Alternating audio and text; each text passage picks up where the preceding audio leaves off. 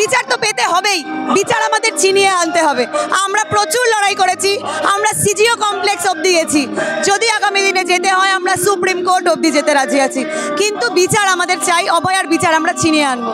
ওনার কাছে আমরা কি আশা করব জানি না, বিচার দেওয়ার তো উনি কেউ নয়, তবে উনি সাহায্য নিশ্চয়ই করতে পারেন, কারণ উনি সমস্ত কিছু জানেন। উনি তথ্য প্রমাণ লোপাট করতে সাহায্য করেছেন। বিনীত গোয়েল তো গায়ে হাওয়া লাগিয়ে ঘুরে বেড়াচ্ছেন, ভাবছে আমরা কিছু জানি না। এই সমস্ত যে চক্রান্ত করে তথ্য প্রমাণ লোপাট করা হয়েছে, বিনীত গোয়েল আর আমাদের মাননীয়া দুজনে মিলে চক্রান্ত করেছে, এই মেয়েটাকে খুন করেছে, যাতে মানে দুর্নীতির বিরুদ্ধে আওয়াজ তুলতে গেছিল, অন্যায়ের প্রতিবাদ করতে গেছিল বলে। একদমই নয়, আমরা বিশ্বাস করি না, কারণ সিএফএসএল রিপোর্টেও তিলোত্তমার বডিতে যে কটা দাগ পাওয়া গেছে, তার মাথায় আঘাত থেকে সারা গায়ে যে চোট, এবং সেগুলো কখনোই একা সঞ্জয়কে দ্বারা সম্ভব নয়। যদি সঞ্জয় রায় হতো তাহলে এত তথ্য প্রমাণের লোপাট করার দরকার পড়তো না। প্রত্যেক দিন রাত জাগছি বলতে পারেন, আমরা প্রত্যেক দিন প্রতিবাদে আছি, আমরা শুতে ঘুমোতে উঠতে বসতে অফিসে, এইটা আমাদের প্রতিবাদের ভাষা।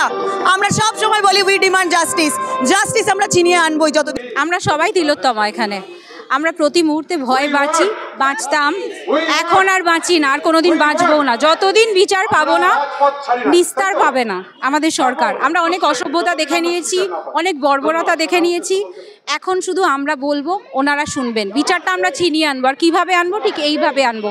মনে হতে পারে এত কম, কারণ আজকে আমাদের বিভিন্ন জায়গায় পাড়ায় মোড়ে মোড়ে আমরা সবাই হারিয়েছি, মেয়ে থেকে ছেলে থেকে নারী পুরুষ নির্বিশেষে আমরা কেউ সেফ নই, কেউ ওয়ার্ক প্লেসে সেফ নই। কারণ 1 বছর হয়ে গেছে, অত্যন্ত লজ্জার, দেশে বিদেশে আমরা মুখ দেখাতে পারছি না। নিজেরা ভাবছি যে একজন নারী হয়ে কি করে উনি এই ধরনের কথা বলতে পারেন যে নির্যাতিতার ফাঁসি চাই।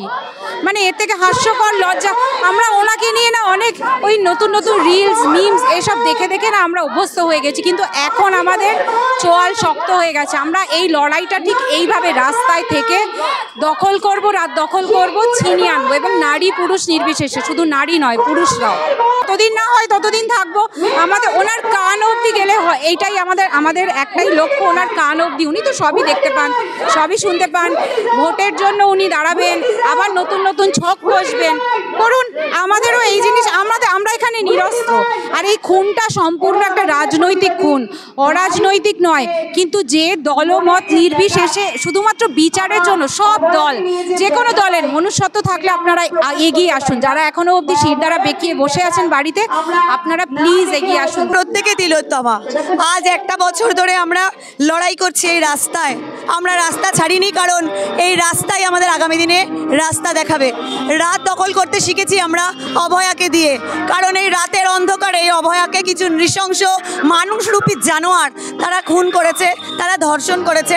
আরও কিছু মানুষরূপী জানোয়ার তারা এই ধর্ষকদের, খুনিদের ক্রমাগত আড়াল করে তাদেরকে প্রমাণ লোপাট করে বাঁচতে সাহায্য করেছে। তাই আমরা আজ রাস্তায়।